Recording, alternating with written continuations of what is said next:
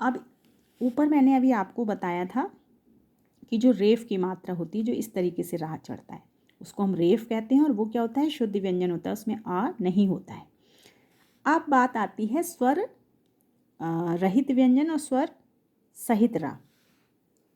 इसकी बात आती है जब कोई स्वर रहित व्यंजन, ठीक है, ध्यान से सुनिए, जब कोई भी स्वर रहित व्यंजन रा वर्ण के साथ जुड़ता है तो स्वर रहित व्यंजन का स्वरूप नहीं बदलता, बल्कि रा अपना रूप जो है वो बदलकर पूर्ववर्ती की खड़ी पाई के नीचे जुड़ जाता है। इसको बेटा क्या कहते हैं, इसको पदेन बोलते हैं।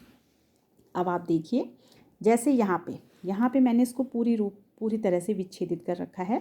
जैसे शब्द है बेटा भ्रम क्रम, ठीक है, श्रम भी होता है, ऐसे कुछ भी, श्रवण श्रावण, इस तरह से जो भी शब्द होंगे जिनमें ये ऐसे तिरछी रेखा लगी होती है, उसको हम क्या बोलते हैं, पदेन बोलते हैं। ठीक है, पहली बात तो उसको पदेन बोलते हैं। ऊपर वाले राग को क्या बताया था मैंने, ऊपर वाले राग को जो ऐसे वाली मात्रा लगती है वो रेफ होती है और ये पदेन होती है।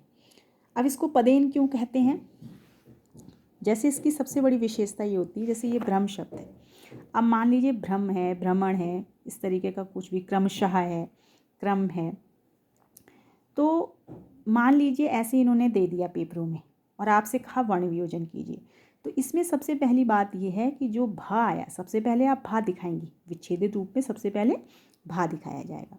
उसके बाद इस भा में आप आ नहीं दिखाएंगे, क्योंकि उन्होंने क्या कहा कि जब कोई स्वर रहित व्यंजन, ठीक है, तो ये स्वर रहित व्यंजन हो गया। भा में क्या है, ये शुद्ध व्यंजन है, ये स्वर रहित है, इसमें कोई भी स्वर का समावेश नहीं है। अब उन्होंने कहा रा जो है वो स्वर सहित है।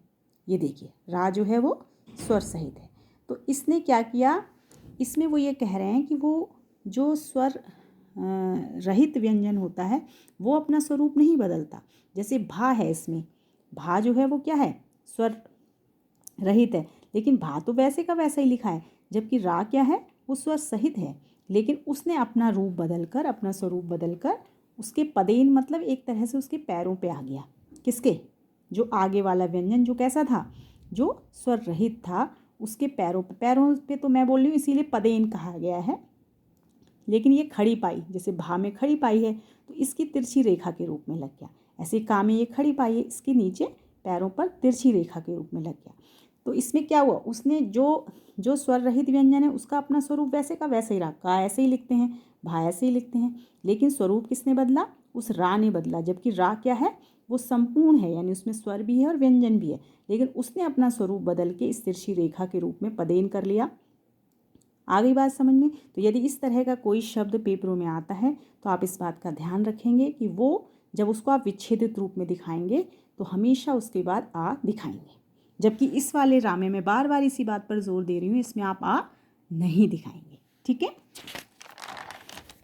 अब इसी के साथ एक चीज़ का और ध्यान देना होता है कि कुछ वर्ण क्या होते हैं, संयुक्ताक्षर होते हैं, संयुक्त व्यंजन होते हैं, यानी कि वो दो दो व्यंजनों से मिलकर एक व्यंजन बनता है। जैसे कि क्षा से क्षत्रिय है, ज्ञा से ज्ञानी है, तो ये क्षा से क्षत्रिय किससे मिलकर बना है, ये का धन शा से, षटकोण वाला सा।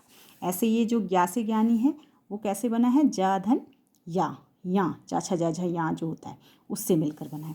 इसी तरह से ये अन्य वर्ण भी हैं, जैसे त्रा है वो ता धन रा से मिलकर बना है, श्रा जो है वो शा धन रा से, द्या नहीं होता है विद्या वाला, तो ये भी दा धन या है, और प्रा जो है वो तो उस टाइप का समझ लीजिए जैसा मैंने अभी आपको पदेन में समझाया कि भाई ये रा जो है वो पूरा है, ठीक है, लेकिन इसने इस खड़ी पाई के नीचे आके प्रा लग गया, यानी ये खड़ी रही, ये तो इस, लेकिन ये जो हैं वो क्या है, संयुक्त व्यंजन है।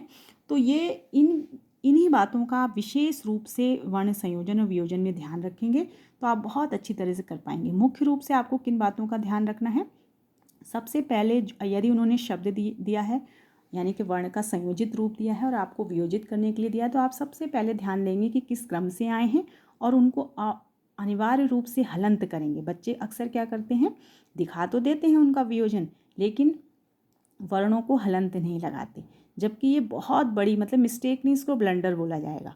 ये बहुत बड़ी गलती है। जब आप उसमें हलंत ही नहीं दिखा रहे हैं तो वो तो फिर उसमें तो स्वर छुपा हुआ हो गया, वो गलत है। जबकि मैं हमेशा पढ़ाते समय बताती हूँ कि जब भी आप वियोजन करें तो अनिवार्य रूप से आप उसमें हलंत का प्रयोग करें। तो बच्चों, आज मैंने इसीलिए आपको ये अब आपको दिया है, मैंने इसको सॉल्व नहीं किया है। अब आपके लिए घर का काम है, मैं इसका अलग से फ़ोटो खींच के भेजूँगी। आप जो हैं इन शब्दों के, ये जैसे वियोजित रूप मैंने दे रखे हैं, इनके आप क्या करेंगे, इनको संयोजित रूप लिखेंगे, ठीक है। और यहाँ पे मैंने संयोजित शब्द दे रखे हैं, इनको आप वियोजित रूप में दिखाएंगे। तो आप देखेंगे कि इनमें सब में जैसे ये शब्द दे रखे हैं मैंने, तो आप देखिए ये इसमें आपका वही आया जो मैंने अभी आपको बताया कि भाई ये क्या है, पदेन वाला रा है। तो जब आप इसको खोल के दिखाएंगे तो आप ध्यान रखेंगे कि ये दा इसमें क्या है, वो क्या है, स्वर रहित है। जबकि रा को जब आप खोलेंगे तो उसके बाद आप आ को भी दिखाएंगे। ऐसे इसमें लक्षम शब्द आया है। तो जो शासित क्षत्रिय, जो मैं अभी बता रही थी कि एक शासित क्षत्रिय क्या है, इसी तरह के शब्द वो जान के देते हैं पेपर्स में, ताकि बाकी तो सरल है, ये चीज़ कोई इतनी कठिन है नहीं, लेकिन थोड़ा सा इन बातों का अगर आपने ध्यान नहीं दिया तो आपको फिर किस बात के नंबर मिलेंगे। जैसे क्षा है, तो क्षा मैंने अभी बताया था संयुक्त व्यंजन है, और वो किस किस से, किन किन वर्णों से मिलकर बना है, का और शा से। तो जब आप इसको वियोजित रूप में दिखाएंगे तो आप इस बात का ध्यान रखेंगे कि जब आप क्षा दिखा रहे हैं तो आप का धन शा दिखाएंगे, सीधे क्षा नहीं दिखा देंगे, का धन षटकोण वाला शा, ठीक है। ऐसे ये आशीर्वाद शब्द है, तो इसमें जो ऊपर वाला, इसको अभी मैंने क्या बताया था, इसको क्या बोलते हैं, रेफ बोलते हैं। तो इसको आप, रेफ है ये, और इसको जब आप दिखाएंगे तो ये क्या होता है, ये स्वर रहित होता है, तो आप इसको स्वर रहित के रूप में दिखाएंगे। तो इन्हीं सब बातों का ध्यान रखते हुए आप इस काम को करेंगे, ठीक है बच्चों।